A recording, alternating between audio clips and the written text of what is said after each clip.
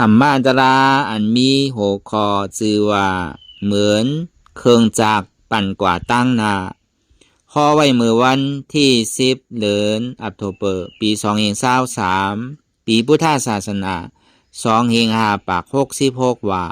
ที่วัดอนัตตาวิปัสสนากรรมฐานหนองเขียวเวียงตาขี้เหล็กเมืองไตปลดออกคง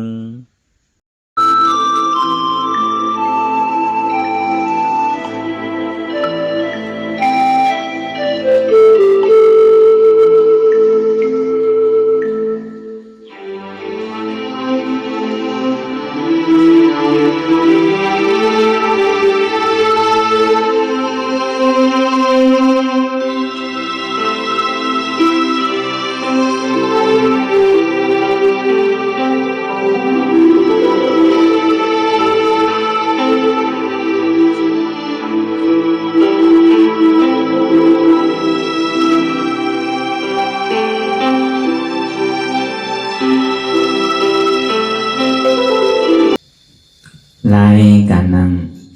อนัตตาวิปัสสนาภาวนาหานยอดทำอนัตตาในไหนวันดังสุดไหนก็เรานั่งขาไก่กุด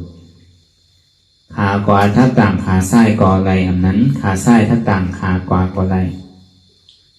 มือสองคอนต่างตักก็ยาวในไว้ตัวสื่ออย่าไปเข่งหนักอย่าไปหย่อนย่านหนักเพราะอย่างนี้เขารับหูเนื้อเปิดดูยานปัญญารับตาเนื้อเปิดตายานปัญญา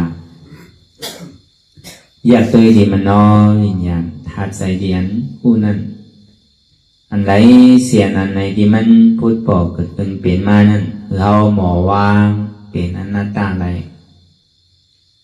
อ่อนตั้งเขาไปหันเจ็บไปหันทุกข้าไปปองใส่เนื้อหน้าตาโดยเกาะโดยดีลมโดยใส่เขาออกอ่อนตั้ง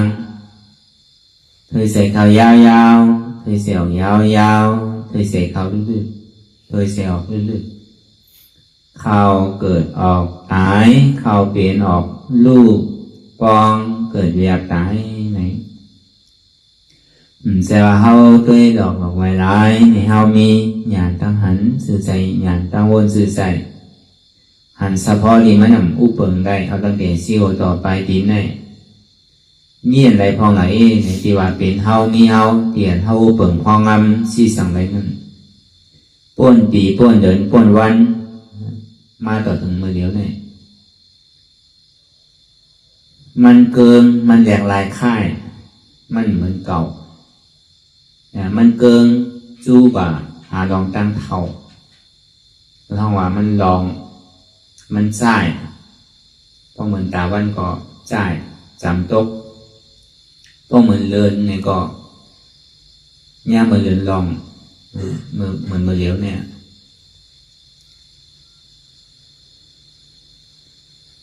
ใจก็เกินจังว่าไอ้ยอดสาเขานั่นจ่องมันหนุ่มมากกูวันอยู่ห้าเนี่ยมันหนุ่มปวนมาดีๆก็อาซังในก่อนนำขึ้นข้าวยามเขาก็ปอดลงใจว่าอาซักมันนำในข้าวยามมันดีนำใส่ข้าวยามเอาเนี่ยมันดีปอดจอมดีๆกลางวันเนี่ยก็คุณตาวันกินอยู่ถึงวันน่ะกลางคืนเนี่ยก็เดินกินอยู่ถึงคืนอ่ะครบกินอายุสังขารเท่าถึงวันคืนอ่ะก็วันนั้นแหละไอ้กินข้าวยามถึงเป็นถึงมาต่อถึงอันเท่ากว่ามาต่อถึงเมื่อเดียวเนี่ยอาซาเขาก่อนนำมาเพราะอาซานำมาเก๋ไม่เอาเนี่ยก็กินข้าวยามเอาเนี่ยก็ปอดจอนดีๆมันมีสิ่งมีข้าวมียามมันเวลาข้าวยามเอาเนี่ยมันดีเหลือหมอกกระหือเนี่ยก็หูตั้งนานนั่นแล้วก็วันนั้นเนี่ยมันสั่งถูกเปลี่ยนเขาแต่มาสร้างคือกรรมตลานั่นในหัวสภาวะเปิงเต้ลองอันเต้ที่มันเกิดขึ้นอยู่อันนั้นมันเป็นความลำลองเปลี่ยนเขาถูกดีมากอาหารเสียจากตารางเสียจากนั่นบอกว่าอันมันเนี่ยอันนี้เนี่ย ถ้าว่าเป็นคนพุทธศาสนาเนี่ยถูกยิ้คู่กันกูก็เชื่อจ่ามันเป็นรองตั้งหมันเมียนเชื่อจ่าตะลานนั้นลองตั้งเกิดเท่าเป็นตายเนี่ยในเป็นยังไงเป็นทุกข์เส้นสามเป็นผลอาโจทุกข์กวนเอาเกิดมาก็เท่ากันกูก็ตั้งเจ็บตั้งใหม่ก็มีกันกูก็ผมใจว่าอาสาเขาเท่าไม่เอาเนี่ยตั้งเจ็บตั้งใหม่เขาเนี่ยมันดียอมเนี่ยมันยอมมันตัวตอนดีๆก็แต่ว่ามันดียอมยอการตั้งเป็นนั่นมันดึงยอมละมันดึงนำขึ้นไปหรอกพอกว่าเสี่ยงเสคานเนี่ยเป็นกระก้นอายุจำกลางก้นอายุตุติยาตติยาหย่อยไปนำก้นเด็กก้นอ่อนเนี่ยเก๋เพราะว่าก้นเล็กก้นอ่อนนั่นเนี่ยมันเป็นง่ายก็หายง่ายก็เวทาดินน้ำลมไผ่มันตึกแห้งอยู่เพราะอายุอาสาเขา40-50-60ขึ้นกว่าเย้าเนี่ยก็เย้ากาตั้งเจตั้งเป็นนั่นมันเป็นง่ายเพื่อการมันทำหายอย่างนะยิ่งอาสาเขาเท่าเนี่ยก็เป็นได้ง่ายหายในอย่างแล้วก็วันนั้นเนี่ยมันไหวนานเพราะอะไรมันไหวคนมาคนมีมันไหวบนเจ้าแม่ขาวมันไหวผู้หญิงผู้ชายมันไหวหมอยาเบิ้ลชาวบุญสามารถก็เปลี่ยนกันกูก็ลองตั้งเท้าตั้งเปลี่ยนเนี่ยมันดึงเวียนเวไปต่อตั้งตายนั่นก็หลังนั้นก็เรียกเท่ามากกว่าตายว่าไงป้องใครตายเนี่ยอยู่ในตองก็ตายเกิดมาวันหนึ่งก็ตายย่ำถึงเดือนก็ตายย่ำไปกันถึงปีในก็ตายย่ำไปหมอไปเดือนก็ตายย่ำไปหมออุบลากกำเตือนเนี่ยก็ตายตึกเรียกตึกวีหักเว้ยเนี่ยก็ตายตึกเป็นว่าเป็นสาวขึ้นมาเลยเนี่ยก็ตายตึกเตี่ยนาหอดอเฮิร์นใหม่ๆเนี่ยก็ตายตึกหมอกมันจับตึกมีลูกตึกมีหลานป่อมาเนี่ยก็ตายเนี่ยมันเลิกไผ่ตั้งตายเนี่ยพอมันไข่ตายเนี่ยมันถึงมากูขิงกูพยายามก็วันนั้นเลยลองตั้งทบยากันนั่นไหนก็ตึงที่ไรมีลองตั้งผ่านยันกันก็ว่าสังหลักอันเสื้อพันอันที่เขาเลยให้ไว้นั่นเขาเวลาไรไว้นี่ก็เขาจะได้คำมันนั่นแล้วเขาเย็ดท้ายไว้นี่ก็เขาจะได้คำเขาเย็ดลองตั้งอันดีไว้นี่ก็เขาจะได้หักผลอันโจอันดีเขาเย็ดลองตั้งดีไว้นี่ก็เขาจะได้หักผลอันโจอันดีก็วันนั้นแหละเกิดมาถ้าวันนี้พระวาจาปันเนี่ยเขาก็หันอยู่โก้เนี่ยมันเหมือนกันเนาะมันก็หางดีมันก็หางซ่ามันก็มีปีญาตั้งหูมันก็มีมันก็มังมีดีเป็ดมันก็ผ่านนะแล้วก็ว่าการเหตุมันเหมือนกันเจอพันเดียนเท่าไรเหตุไว้อาจองวันหลังนี่มันเหมือนกันก็วันนั้นแหละอันเท่าไรมาจามป่วยนั่นเนี่ยก็ดีเหมือนกันก็เดียนทางหนีทางงามก็ว่าสังอาจารย์หลังปังก่อนมันเหตุไว้ซ้ำมันมีต่อสาวมีเราตั้งใส่ลำขี่ใส่ลำว่ะเกิดมาจากนี้ทางดีว่ะตัวเราคนขี่ใส่ลำในนาตู่รู้นาตู่นางอรู้ให้ทางเกิดว่ามันดีตัวเพราะมันใส่ลำมาตัวเช่นบอกพวนกวนนั้นเกิดมาทางซ่าเนี่ยเพราะว่ามันขี่ใส่ลำเราเพราะมันยังตึกขี่ใส่ลำนาตู่นางอเป็นต่อสาวเนี่ยตั้งนานก็ดีทางซ่าทางว่ะอันนี้เขาพูดไว้กวนอันดิ่มพอมีโอกาสตั้งเจตั้งใหม่ก็คือนั่นเนี่ยก็บอกว่ามันยามเอาตัวใจคนตายว่ะ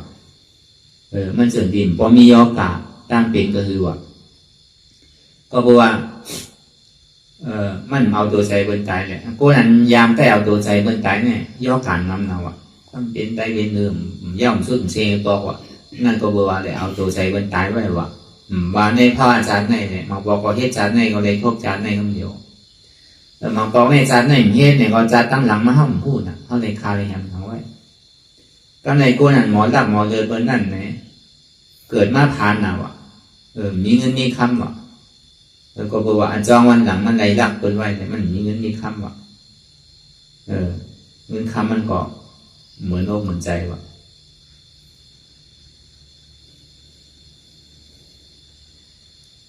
กูนั่นจางหมอยา นาเฮินเปิดยิวสุกสักนั้นอยากเกาโผเกาเมเปิดนั่นก่อนนั้นนั่งเกาอ่ะมีลูกกว่าอยากเลยกั้มว่ะถอมกั้มว่ะใครซื้อก็ให้ใครกว่าซื้อก็กว่ามีนาเฮินก่อนมันกึ่งว่ะdùng đến sơ sau tiền ăn tiểu nguồn lâyว่ะtiền nào họ đầu hơn còn mình cứ mà căm cây cây này tiền lại hàng đi kinh côนั้นยามที่เวทที่เรียนเบอร์นั้นอาจองวันหลังไรเฮ็ดไว้นั้นอาโจนั้นซ้ำซื่อละเฮากับอุกกับสังเบิ้นเลยก็เปิ้นมีเสียจ่าดอกเฮาว่ะตกลงสังก็เปิ้นนั้นแปดเปิ้นเรียนเฮาดีกว่าแห้งบ่เปิ้นว่าซื้อเปิ้นใกล้เรียนเฮาดีกว่าเหมือนเฮาก็เฮ็ดการเฮ็ดงานเขาเปิ้นว่าสิปันเงินเฮาเนี่ยถึงที่เฮ็ดยาวเปิ้นไผปันเงินน่ะแม่ก็บอกว่าเฮายามแปดเปิ้นไว้จังหวะอาจองให้จือว่าอาโจจะได้ห้ามเช่นนั้นอันเฮายามกินเรากินยาฉะนั้นเกิดมาในภาวะชาปันเนี่ยปีญาตั้งหู้เขาก็ทึกนะวะมีว่าปีญาเป็นวาสังกรมก็ให้ปองอันนั้นมันเป็นอาจองมันหลังเขาเลยเฮ็ดไว้ว่าเป็นวาซื่อกรมก็ปองเป็นว่านั้นมีอย่างปีญาแล้วก็เบอร์เขาเลยให้ไว้ตั้งหลังเลยเขาเลยมาห้ามมือเดียวมาปองมีลูกมีหลานมาขอเห็นการรัตนามเต็มสอนหยาบวาหยาบผู้ดีผู้ร้ายกลุ่มกับเมาอยู่ที่นั่นน่ะเป็นก้นวาก้นหยองก้นเมาใช่ไหมแล้วนั่นเขาเลยให้ไว้อาจองวันดังก่อนก็เมื่อนั้นแหละอันไหนมันเป็นเสียจ่าตลาเนี่ยกูเนาเนี่ยที่ได้เข้ากันกูก็มันถึงหันอยู่มันถึงมีกันกูก็ลองตั้งเกิดเท่าเป็นตายเนี่ยมีไผ่ป้นอะไรกูนี่มัวเมาเลยสังหนุ่มเดือเฮาก็ยาวแก่เดือเฮาก็ยาวอาสาเป็นเฮาเนี่ยก็ยาวก็ถึงกินข้าวข้าวยามันมาเนี่ยก็ที่ได้ตายเสี่ยงแน่เพื่อเขาว่าเสียจ่าตลาตู้ค่าเสียจ่าแน่ไม่เป็นผลละโจ้ยหนังเก่าเหตุทางเอาจ้องนั่นลูกที่ไหลมาเนี่ยลูกที่ล่อผ้าว่ะต่อสามอมันน่าได้ขี้ว่ะหูนั่นเจอเสียงอันดีตานั่นเจอพานดีผู้หลังนั่นจับเจออันหอมว่ะนี่นั่นเจออายสารดีว่ะตัวนั่นเจอนุ่งเสื้อผ้าคนนุ่งโค้ไว้เจอเขียนเบียนโน่นว่ะใจนั่นเจอหนาว่ะถอมเย้าเจอเย้าหันเย้าเจอเย้าโน้มเย้าเจอเย้าปีเย้าเจอเย้าที่เย้าเจอเย้าเจอเย้ากับหมออินว่ะหูจังถอมมันพิษว่ะตามจังตัวอย่างพิษว่ะหูหลังจังนมอันพิษซบจังกินอันพิษตรงจังนุ่งจังที่อันพิษใจจังเจออันพิษว่ะ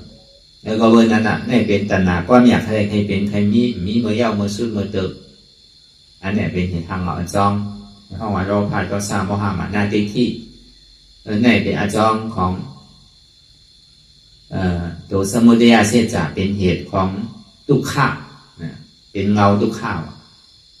ก็เอาเส้นในออกก่อนมันถึงที่สุดทุกข์ะเสียจ่านั้นอันในห้องว่าอาจองทุกข์ะและอาโจทุกข์ะก็ไม่อาโจสุขะทั้งสองมีอยู่เนี่ยพอมีทุกข์ะในสุขะในมีเอาห้าในมีสุขะนั้นสันติเลยให้ถือเป็นถือไว้ละนี่โดนท่าเสียจ่าว่ะสุขานสันติสุขานนี่เราท่าเสียจานมีหางเป็นนิพพานว่ะนิพพานเป็นหือว่ะมันเกิดเท่าเป็นตายเพราะว่านิพพานเป็นนิโรธาเสียจาสันติเลยให้หือละแต่ดีไรมานั่นนี่ดีไรเหตุทางเอาจองมันว่ะเหตุทางเอาจองมันเป็นสังเป็นมากาเสียจามากาเสียจามเป็นหังปีญาศีลสมาธิว่ะเท่ามันนังตะลาพองยามอยู่นั่นน่ะเอาอย่างปีญาน้ำหนักเอาลองตั้งสมาธิที่ธรรมะสังกัปปะลองตั้งหันหมันแม่ในวนหมันแม่ในอ่อนโหโทนะเดี๋ยวถึงที่เอาศีลศีลาศีลห้าศีลแปดศีลสิบศีล2 บาท27เท่านั้นทิ้งใจทิ้งศพทิ้งโตในห้องว่าศีลที่ได้มีปัญญาศีลสมาธิยกเป็นหือมีอยู่3สมาธิในจุ่มของสมาธิตาดีให้เธอเข้าหยินอะไรนั่น1สมาวายามะ2สมาสติ3สมาสมาธิสมาวายามะตั้งคัดใจมันแม่นว่ะเหมือนเขานั่งกระด้างมือเดียวเนี่ย2 ชั่วโมงก็ถึงไร2 ชั่วโมงอย่าไปก้านอันนี้จะดีเกินตามมาเป็นสมาวายามะว่ะสมาสติเนี่ยอย่าไปกลุ่มกาวนกาวากาเป็นว่ะกำวนตั้งแต่วนตั้งเหนือกำวนตั้งหลังป่องตั้งหน้ากำบ่อยผมวนสังกำบ่ผิวอยู่ที่ตาดีให้เธอมันมีอะไรเนี่ยมีอยู่5 ลายมันไหนมี พอมันเจ็บมันก้นมันขึ้นมาก็ให้วีนึงงานเงินเจ็บเกิดงานเงินทุกข้าเกิดพอเจ็บเกิดทุกข้าเกิดมาในมันหันไปใจมันถึงวีนิ่มไรแล้วก็วันนั้นตาดีให้เขาใจนิ่มไรนั่นตาดีเป็นสมาสตินั่นอย่าไปโกรธเจ็บโกรธทุกข้าพอเจ็บทุกข้ามาในใจมันถึงวีนิ่มป้อมไปเจ็บไปทุกข้าในใจในผิวปฏิทินผิวตั้งห้องปองตั้งจานผิวปากกาวากาเป็นย่อมสุดเติมอีปอกอันนับขับอะไรอันใจผิวนั่นนับพอป้อมตั้งเนี่ยว่ะก็ในสมาธิในปองว่าตั้งมันหวานเท่านั่งมือเดียวเนี่ยขาขวาทับขาซ้ายทับขาขวามือสองคอนต่างตักไว้ตัวซื่ออ่ำเคียงอ่ำหย่อนย่านมันเจ็บมันขาใจมากคือว่าตั้งตัวนิ่มใจนิ่มตัวมันกึ้งใจมันกึ้งตัวอ่ำค้อนใจอ่ำค้อนตัวอ่ำเคียงใจอ่ำเคียงตัวอ่ำหย่อนย่านใจอ่ำหย่อนย่านในห้องว่าตั้งมันในห้องว่าสมาธิเนี่ยในอริยเสจจะทุกขาเสจจะสมุทัยเสจจะนิโรธาเสจจะมรรคเสจจะอจองทุกขาและอโจทุกขาอจองสุขาและอโจสุขาอันเท่ามาเหตุการณ์ของห้องยากเดี๋ยวมันเป็นอจองสุขาเป็นมรรคเสจจะแต่ดีต่อตึกใส่เหตุทางเอาอจองทุกขาเตียนที่เธอเท่าไรมาเกิดเท่าเป็นตายนั่นปอตัตนาโต๊ะพูดขานว่าเย้าเนี่ยก็ลองตั้งเกิดเท่าเป็นตายเนี่ยก็มันก็สุดกว่าเพราะมันสุดกว่าเพราะเขาเป็นทุกขานั่นน่ะเพราะอจองทุกขาอโจทุกขารับสุดเสียงกว่าเย้าเนี่ยก็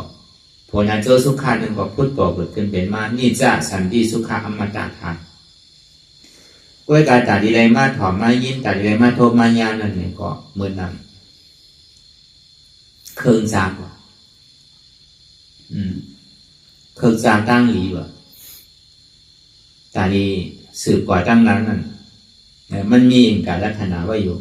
สี่อันสี่เปิ้งวะตาดีไรโทมยาเครื่องจากอันดีนั่นเครื่องจากอันนี้นั่นเป็นหนึ่งนะปฏิดูปฏิสวัสโสจะทีแล้วเดิมองตีอันสั่งถูกวะองตีอันสั่งถูกวันนั่นมันเป็นองตีตาดีจ้างด้วยกรรมตลาดเตห้องวัสติที่เอเตนาที่วัดดอวัสติที่เอเตนาที่วัดดอเนี่ยเป็นเตียนจ้างด้วยกรรมตาดีป้นในสังสารวัฏทุกข้าขานใจหลงเนี่ยส่วนในห้องวัสติที่เป็นองตีตาดีพึ่งจ้างด้วยกรรมตาดีป้นในสังสารวัฏทุกข้าหลงขานใจเนี่ยที่ไรเดือกปีที่นั่นวะพวกกับเดือกปีอันมันสั่งถูกในกองไรนั่นน่ะ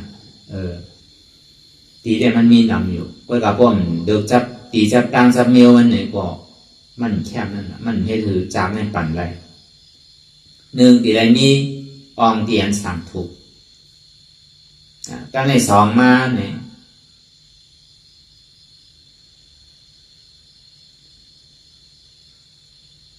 ตีไรมีก็ห้องว่าธรรมะมีสวยอันเปิ้นเฮ็ดอันเปิ้นจ้างตึกกรรมนะตีมันสร้างถูกเสดาเนี่ยก็มันมีมันเปิ้นเฮ็ดกันเนี่ยก็มันก็เสมอเปิ้นด้วยนะครับตีได้แคมสุดอ่ะก็เย็นอ่ะอะไรก็สร้างถูกกูเจอกูลองกูเมียวไม่ป่นกัดป่นตีนั่นสร้างถูกเวลาป่นมันสร้างถูกเนี่ยก็ทำอะไรนะครับมันตีไรมีวาสนาเหมือนกันวะก็ท่องว่าธรรมะมีสวยนั่นน่ะแต่อันเขาอ่อนกันมาเฮ็ดอยู่มือเดียวเนี่ยเขาเฮ็ดก่อนอะไรเขาดีเป็นนั่นรู้เฮ็ดก่ออัตตานำก็เป็นอัตตานั่นน่ะก็อัตตานำเนี่ยก็เป้อนัตตานั่นน่ะก็อนัตตานำเนี่ยก็เป้อัตตานั่นน่ะก็ก้นดีนำก็เป้ก้นเบิกนั่นน่ะก็ก้นเบิกนำก็เป้ก้นดีนั่นน่ะก็ให้นำก็เป้อันดีก็ดีนำก็เป้อันให้นั่นเป็นเช่นนั้นมันเดี๋ยวได้ดวงมือลำเดียวกันมีวาสนาเหมือนกันเป็นอ้อยก็ธรรมะมีสวยกันเนาะนั่นอันนั้นก็ดีเลยมีวะก็ในสามมาเนี่ยมีที่นั่นอยู่เสดาเนี่ยก็วาสนาของเขานั่นกลางใจของเขานั่นก็ดีเลยมีวาสนาป้าใจป้าคอบนห้องวันดีเลยมีศรัทธาป้าใจป้าคอ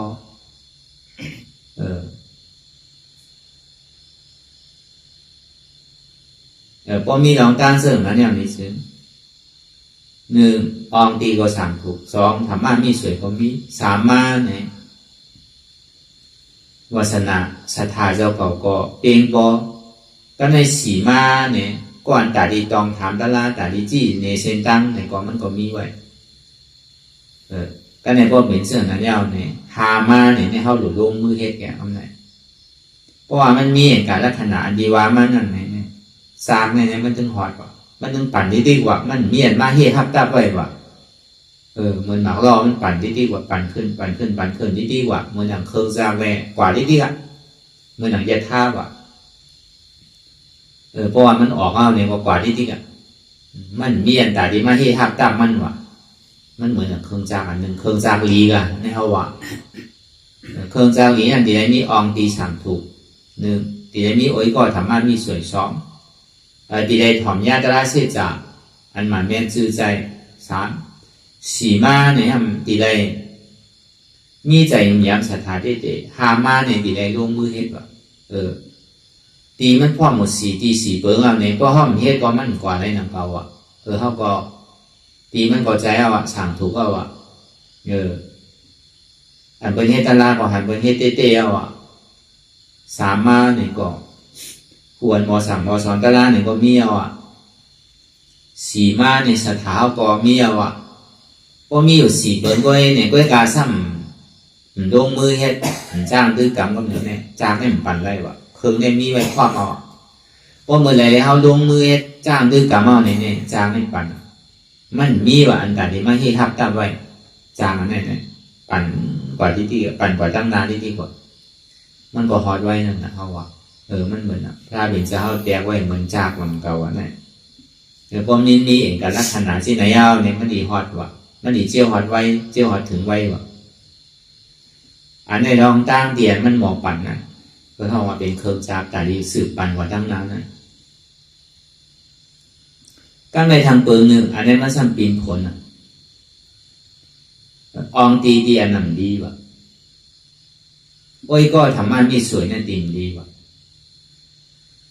อันนี้ก็ตีอันมันสามถูก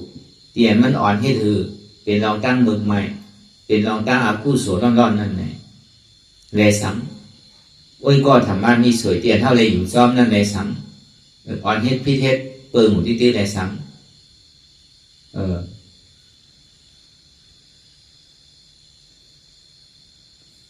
ตานก้นที่หมอจี้หมอสั่ง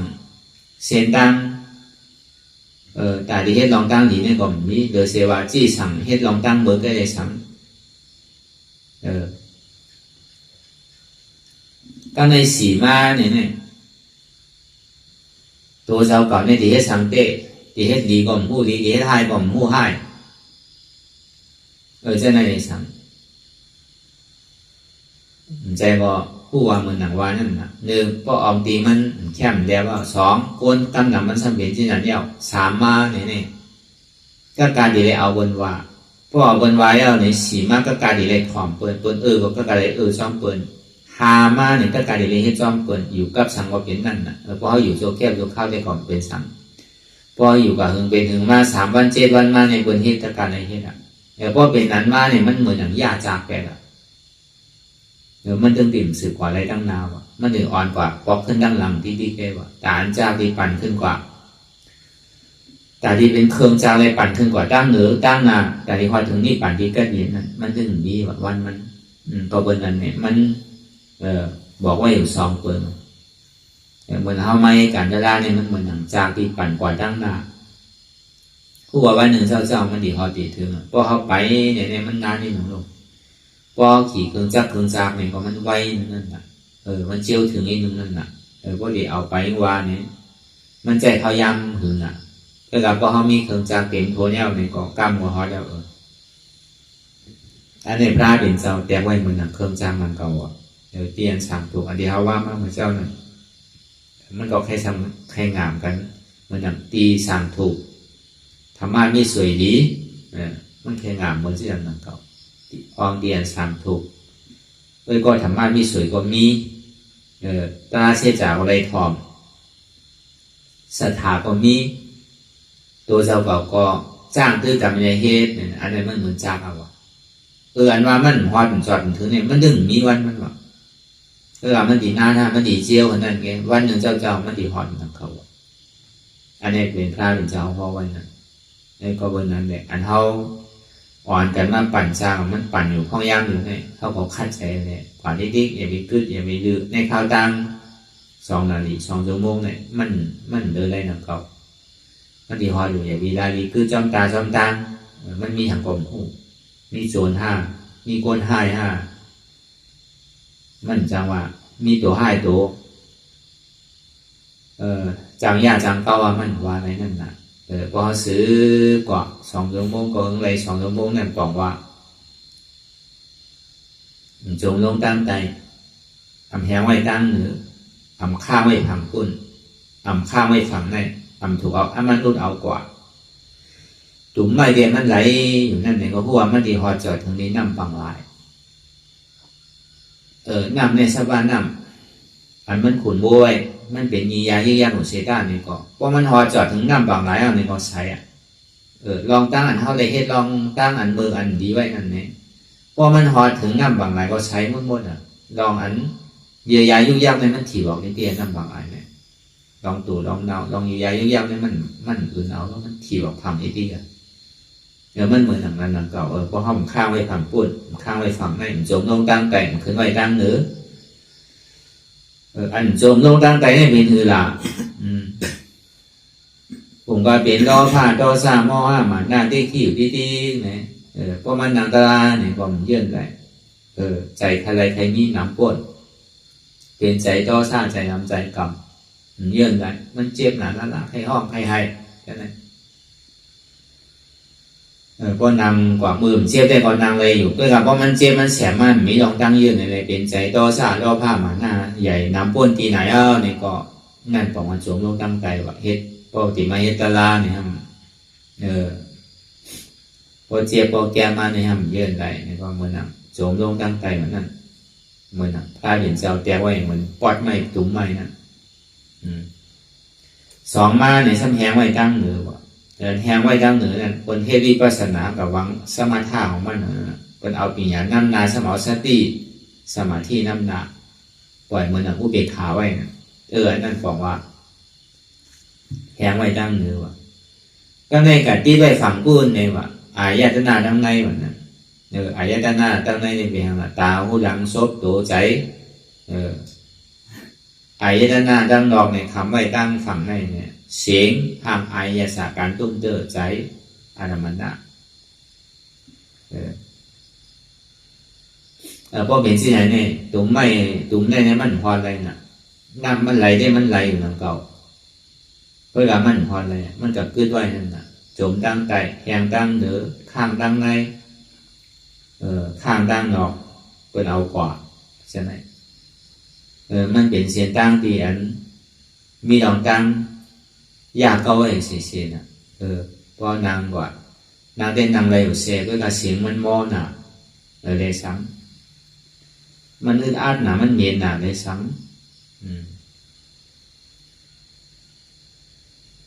นั่นก็ต้องใกล้ห้องใกล้สังเลยสังกัดหนาเลยสังไม่หนาเลยสังด้วยไหนมันเปลี่ยนอายะตั้งนอกตั้งดอกตั้งในบนบนนั้น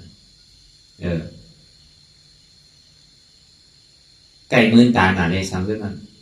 อันใกล้มือตาเพราะมันมาดีตาน่ะตาก็เปิดเลยหันทางพอใกล้มือนี่ดีเนี่ยกล้ามมันใครขามกล้ามใครพื้นขามกล้าในสังขารหันตามคิดมันทางพอยังรับขึ้นหมดรู้พอยังดูหมดรู้เนี่ยมันก็หาดังคิดเบิ้ลมันก็เยืองเบิ้ลกันเลย2 ว่าถ้าเป็น2 ว่าก็เบิ้ลมันติดจับกับลองทางลองเสียงมันโอนมันมอน่ะใช่ไหมเลยสังแต่พอนางตะลาเนี่ยทำยินเสียงตึ้งตั้งไม่เลยเสียงกัดติดเพลงติดก้อนนั่นเลยสังอันนี้ก็เสียงเอากว่านะ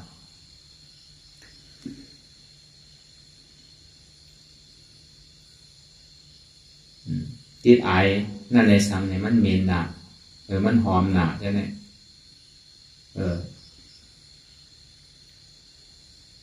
ติดลองตั้งกินนั่นเลยสังติดลองว่ากัดหนาไม่หนานั่นเลยสังเจือกใจเลยเจือกใจนั่นเลยสังใช่ไหมมันปลาดังผังพวกในผังในเสียงก็ลาก็ใครมันหนังตัวไม่ไหลเขาจู้นำบางหลายในดีได้หรือ มันเคยมาสื่อมันเคยหยอกเข้าสื่อก็ยาวเคยก้อสื่อก็ยาวพอเขาวางลงก่อนเนี่ยพอเขาต่างเขาเนี่ยขาขวาต่างขาซ้ายก็ดีขาซ้ายต่างขาขวาก็ดีมือสองคนต่างตักไว้ดูซื้อยาวนี่ก็มันเคยเป็นเนื้อยาวในท่าตั้ง2 นาที2 ชั่วโมงเนี่ยห้องเพื่อนก็ยาวพอห้องเพื่อนผมเป็นซ้ำอันหยอกอันแดนในหัวมันนำอยู่พอห้องเพื่อนก็เหมือนนั่งหลุมไม้ในมันข้างมันกอดดิ๊กอ่ะเนี่ยมันมีอยู่อันหยอกอันย่านเก้ามันแดงเวลาพอมันข้างผมจะให้เรือพอมันเฮ็ดที่ไหนมันกว่าที่ไหนมันก็มันจำผู้ว่ามันจึงตีฮอดกำลังสุดมาเนี่ยก็จึงตีฮอดนำบางหลายเนี่ยเดือเส้นนำบางหลายเมียเพราะมันคลองคำแดงเดือมันคลองมันคำมันว่านั่นก็เบอร์ทางล่ะอธิษฐานเขาเคยรู้เสียจ่าเขาเคยพอเพราะอธิษฐานเขาผมรู้เสียจ่าเขาผมพอเลยนั่นเบี้ยวลองตั้งฐานเนี่ยมันมีนำนะอนัตตามันอนัตตาไรเสตาเนี่ยก็ลายนางเขาในห้องบ้างเพื่อนก็มันเป็นซ้ำแล้วก็เป็นที่นั้นมาเอาเนี่ยก็มันจังให้ซื้อก็กาเลยย่อมไว้หนังเก่าอันกูซื้อกูลองกิเลสาดีมันมายากก็เขาตีมาหนีจักมากูไผ่กูไปเนี่ยมันจังให้ถึงก็การเลยปล่อยเขาไปป้อมใจนั้นมันมีอันหยอกอันจ้างก็หยอกอันชอบก็หยอกหยอกกูซื้อกูลองมากิเลสานั่นอันจ้างเนี่ยเขายังหันได้ดีเวลาอันช่อเนี่ยมันหันหยาบนะแต่เวลามันไขมาไล่จ้างไล่ช่อไปเยอะเขาก็รู้กว่ามันข้อมือไหนมือนั่นสิ่งใดสิ่งนั้นข้าวยำไหนข้าวยำนั้นนี่กว่ามันปกติเขา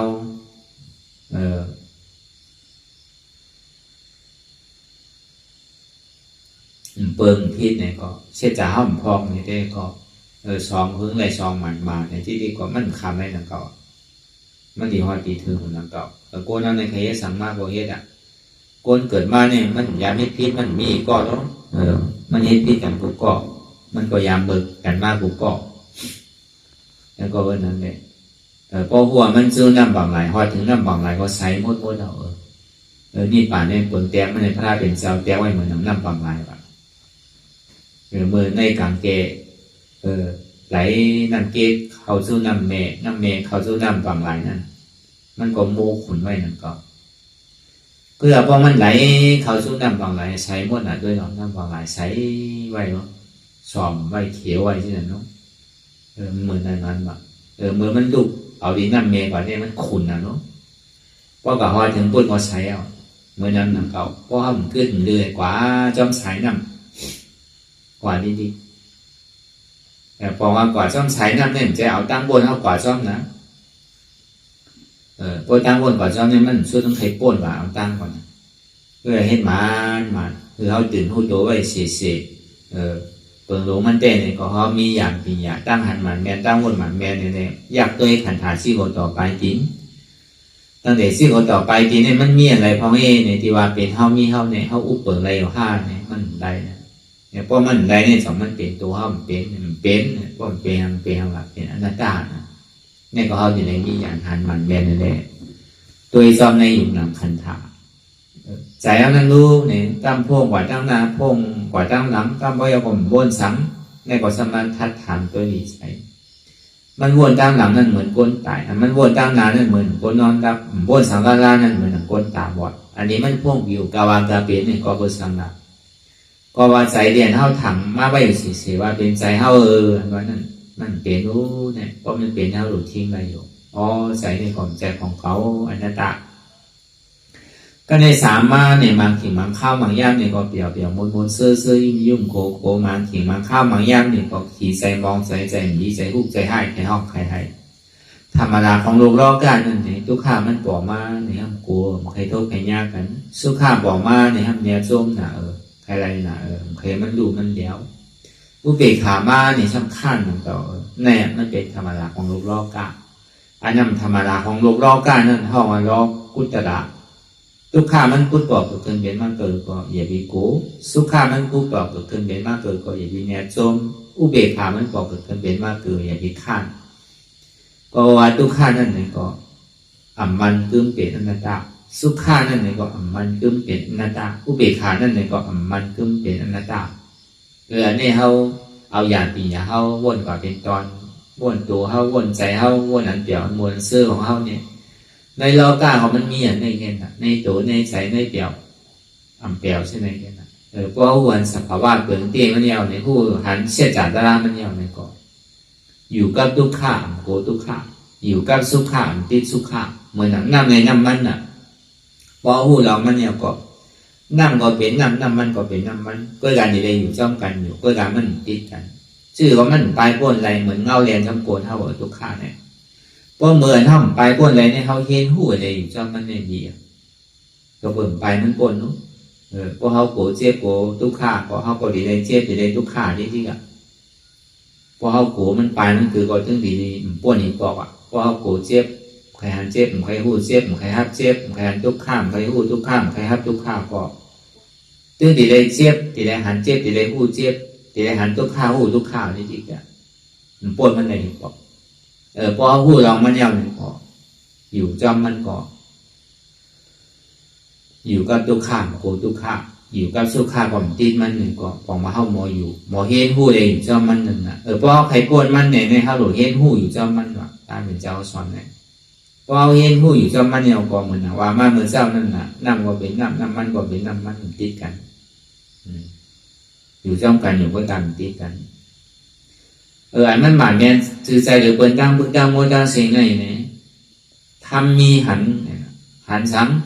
ำหันเจ็บทำใจหูซ้ำหูเจ็บนั่นเป็นอนัตตาทำมีหันซ้ำหันทุกข้าทำใจหูซ้ำหูว่าทุกข้าเนี่ยเป็นอนัตตาทำมีหันซ้ำหันเจ็บแก้นต้งต่อเนสันสันไว้คมไต่ไม่กัดอ่อนแขนสู้ถุงจับยายจึงอย่าเป็นลูกทำใจหูอันเจ็บแก้นต้งต่อเนสันสันไว้คมไต่ไม่กัดอ่อนแขนสู้ถุงจับยายจึงอย่าเป็นลูกเนี่ยเป็นอนัตตาทำมีหันว่าอ่ำใจหูเก๋าอ่ำใจขาเก๋าอ่ำใจมือเก๋าอ่ำใจโตเก๋าอ่ำใจใจเก๋าอ่ำใจเจ็บเก๋าอ่ำใจพิษเปิดมันเป็นพิษเก๋าก้อยอ่ำใจขันธาของเก๋าทำใจหูว่ามันเป็นอนัตตามันก็มีขันใดก็หนักทำมีหันทุกข้าทำใจหูทุกข้าเป็นอนัตตาหันอยู่หูอยู่ยอมหับวางเป็นอนัตตาเนี่ยหันเจ็บหูเจ็บหับเจ็บวางเจ็บเป็นอนัตตาหันทุกข้าหูทุกข้าหับทุกข้าวางทุกข้าเป็นอนัตตาอ่ำใจโตเก๋าอนัตตาอ่ำใจใจเก๋าอนัตตาอ่ำใจเจ็บเขาอนัตตาอ่ำใจพิษเปิดมันเป็นพิษเขาอนัตตาในของเขาวนยาวเขายามหึงอย่าไปว่าภัยอย่าไปว่าเทิงอันเท่าหันอันเท่าวนอันเท่าวนเท่าหันนั้นหึงเปลี่ยนเก่งกันวนต่อถึงเจ็บนั่นก็สุดกว่าวนต่อถึงทุกข์นั้นก็สุดกว่าถ้าต่อถึงอาจารย์นั้นก็โตพุทธขาดกว่าอันใดที่มันพุทธบอกเกิดขึ้นเป็นมานั้นก็หันอยู่ผู้อยู่ยอมหับวางเป็นอนัตตาหันเจ็บผู้เจ็บหับเจ็บวางเจ็บเป็นอนัตตาหันทุกข้าผู้ทุกข้าหับทุกข้าวางทุกข้าเป็นอนัตตาเนี่ยก็คือเอาวนกว่ายาวข้าวยามหึงอย่าปีว่าภัยอย่าปีว่าเทิงอันหันวนหันหึงเปลี่ยนเปลี่ยนกันวนต่อถึงเจ็บมันพอสุดวนต่อถึงทุกข้าพอสุดแล้วต่อถึงอัตตาพอโตพุทธขาดกว่าอันใดที่มันพุทธบอกเกิดขึ้นเป็นมานั่นคือเขาหมอวางเป็นอนัตตาไหนสาธุสาธุสาธุ